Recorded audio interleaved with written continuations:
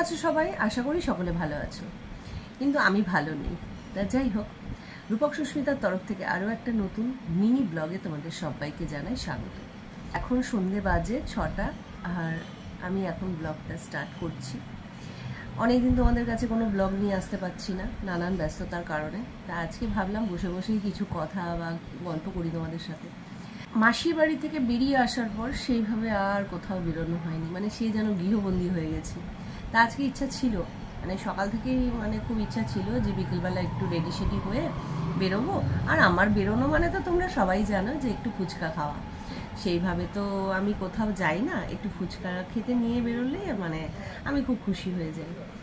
কিন্তু সেটাও হলো না। তার কারণ সকাল থেকে তো শরীরটা ঠিকঠাকই ছিল, সমস্ত কাজবাজ করেছি, ঘরে যা যা কাজ থাকে, কাচা ধোয়া, ঘর মোছা, বাসন মাজা, জল তোলা, সমস্তটা করে স্নান করে এসেছি। স্নান করে আসার পরই দেখছি রান্না করতে করতে হঠাৎ শরীরটা খারাপ লাগছে। আমার মনে হচ্ছে কোনো কারণে আমার প্রেশারটা ফল্ট করে গেছে, কারণ আমার এরকম একটু আছে, প্রেশার মাঝে মধ্যেই নেমে যায়। কারণ হাই তো কোনোদিন ভুলেও আমি দেখিনি, আমার প্রেশার নর্মালও খুব কম থাকে, সবসময় লোয়ের দিকেই থাকে। ওই যত খাওয়া দাওয়াই করি না কেন, লো প্রেশারই থাকে। আর শরীর খারাপ হলে তো ডাক্তার যখনই প্রেশার চেক করে তখন বলে আপনি হাঁটাচলা করছেন কি করে? হাঁটাচলা করছেন? হ্যাঁ করছি তো। বলছে কি করে করছেন? এতটাই নেমে যায়। তা আজকেও সেরকম, রান্না করতে করতে সেইভাবে তো কিছুই রান্না করিনি, একটু চিকেন রান্না করেছি। তা হঠাৎ দাঁড়িয়ে থাকতে থাকতে না দেখছি শরীরটা কেমন অস্থির লাগছে, মনে হচ্ছে মাথা ঘুরে পড়ে যাবো এরকম লাগছে। আমি কোনো রকমে মাংসটা বসিয়ে দিয়ে এসে শুয়ে পড়েছি। তার উপর ওরকম অসময় শোয়া দেখে আমাকে বলছে কি হলো? আমি জানি না, আমার শরীরটা কেমন লাগছে। তারপরে আমার একটু এও আছে, জল ঢল কম খাওয়া হয় কাজের প্রেশারে, হয়তো খাবো মনে করলাম কিন্তু ভুলে যাই এরকম। এবার হয়তো জলের বোতলে জল ভরাও রয়েছে, কিন্তু ওই যে মনে করে খাবো সেটা আর হয় না। তা রূপা বলছে ঠিক আছে, তোমাকে কিছু করতে হবে না, চিকেন তো আমি রান্না করতে পারি না, তাহলে কি আমি বন্ধ করে দেবো গ্যাস? আর না, তোমাকে বন্ধ করতে হবে না, আমি সমস্ত মশলা টশলা দিয়ে বসিয়ে দিয়ে এসেছি, শুধু একটু নাড়াচাড়া করতে হবে, কষাতে হবে। বলছে নুন ঠুন সব দেওয়া? হ্যাঁ সবই দেওয়া। তা ওইভাবে ও একটু নাড়াচাড়া দিয়েছে। এবার মন তো আর না যে ঠিকঠাক পারবে কি পারবে না, হয়তো আমি না থাকলে করে নেবে, কিন্তু তবুও যেহেতু বাড়িতে আছি, ওই খানিকক্ষণ শোয়ার পর আবার উঠে গিয়ে দেখছি যে ঠিকঠাক করছি কিনা। তা ওইভাবে তো রান্নাটা হলো, দুপুরে খেতে বসলাম, দুপুরে খাওয়া দাওয়া করলাম, যদিও আমি খেতে পারিনি, একদমই অল্প পরিমাণে ভাত খেয়েছি, সেটাও রূপক দেখেছে। তা সন্ধেবেলা আমি তো শুয়েই আছি, তার মাঝখানে 2-3 বার নুন চিনির জলও দিয়েছে আমাকে, ওটাও খেলাম।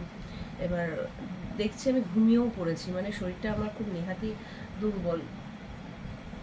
তা বলছে ওঠো, দুপুরবেলা তো সেইভাবে ভাতও খেতে পারো নি, তাহলে আমি চা বানিয়ে নিয়ে এসেছি, চাটা এখন খাও। আমি চা বানিয়ে নিয়ে এসছি? বলছে হ্যাঁ। ছেলে নেই তো? বলে ছেলে আসলে ছেলেটা না আবার করে দেওয়া যাবে, তুমি এখন খাও। তা ওই একটু চা আর বিস্কুট খাচ্ছিলাম।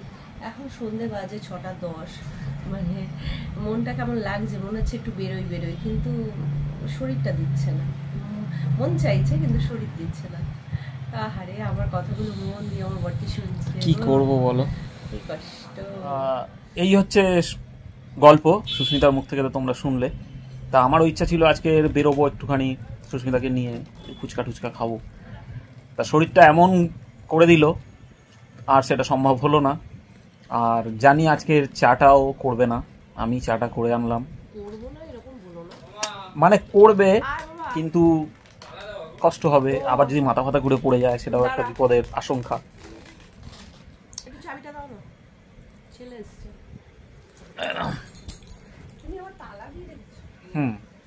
তো সেই কারণে আমি চাটা করে নিয়ে এলাম।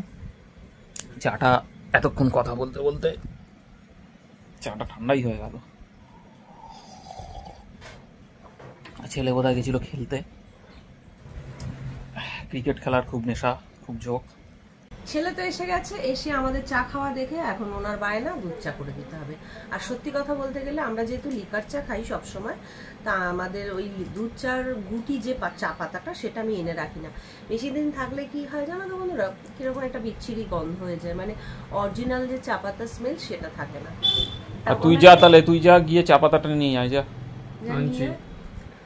আর যেগুলো এনেছি সেগুলো তো আমি দেখিও নি আর দেখানোও হয়নি। বাবা ওই ব্যাগটা আমাকে একটু তুলে দেন। পথ ছেলে, বললাম একটু দে, দিল না, দোকানে চলে গেল। আর আমায় বলে গেল কোল্ড ড্রিঙ্কস খাবে, তোমাকেও তো জিজ্ঞেস করলো। যদি খাও তাহলে বড়টা আনবো, আর যদি না খাও তাহলে আমি 20 টাকাটা খেয়ে আসবো। তা যাই হোক বন্ধুরা, আমরা যে চালটা খাই বাঁশকাঠি, সেই চালটা আনিয়েছি। আর এই চালটা মানে আগে লোকাল দোকান থেকেই আনা হতো, কিন্তু কি হয় প্রত্যেকবার সেম চালটা পাওয়া যায় না, এক একবার এক এক রকমের চাল, তা খুব সমস্যা হয়। এক টেস্টের চাল না হলে আমাদের খুব প্রবলেম। ওর জন্য এখন অনলাইনেই অর্ডার করি।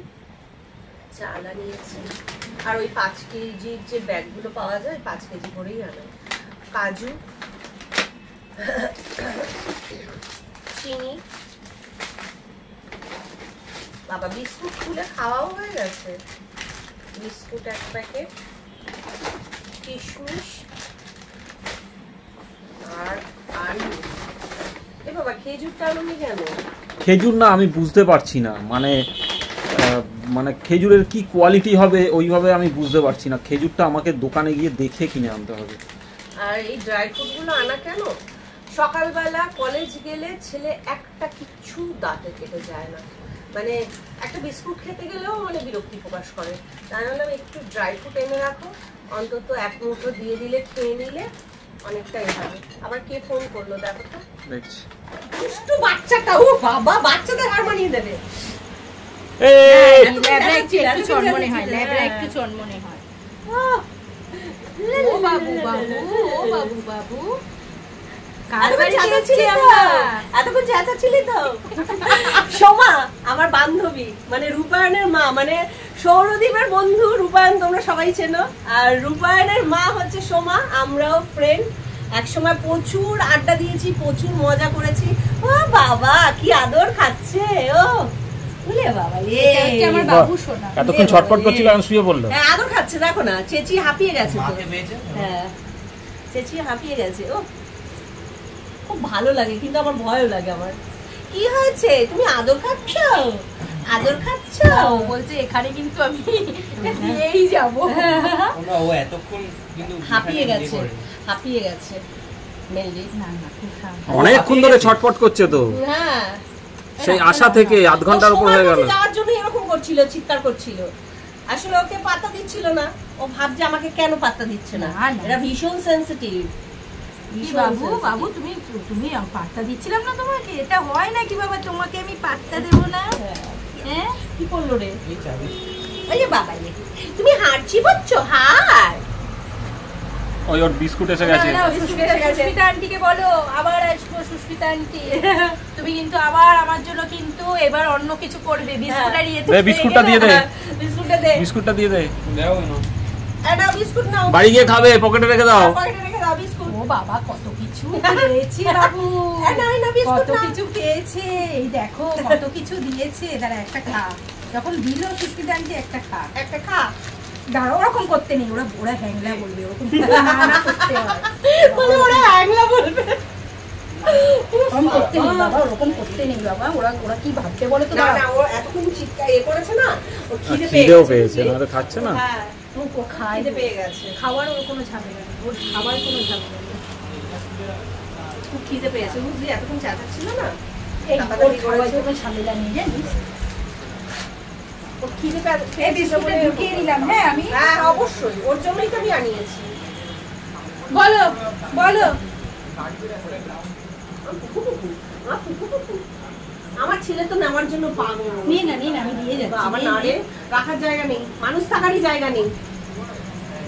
নিয়ে না বাবা, হ্যাঁ এরকম করিস না, একটু হেল্প কর আমাকে। ওর যখন ছানাপুনা হবে তখন নেব, ওর তো হবে না, তখন তো আরো নিবি না। আরো নিবি না কেন? তখন আরো নেবে না, বলবে যে না বাবা আমি আর পাচ্ছি না, আরেকটা দে জানিস ও খাবে বলে। ওর খাওয়া দাওয়ায় কোনো ঝামেলা নেই। ওরা তো চলে গেল, আর যাই হোক আমি রেডি হচ্ছিলাম কয়েকটা ভিডিও বানাবো বলে।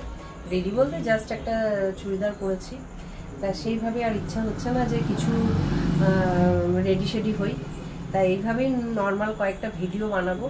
তা চলো আজকের ব্লগটা এখানে শেষ করে দিচ্ছি, দেখা হচ্ছে নতুন কোনো ব্লগের সাথে। ইচ্ছা আছে আবার রেগুলার যেরকম ব্লগ দিতাম সেইভাবেই ব্লগ দেবো, তা তোমরা সাথে থেকো, পাশে থেকো। টাটা, শুরু হচ্ছে।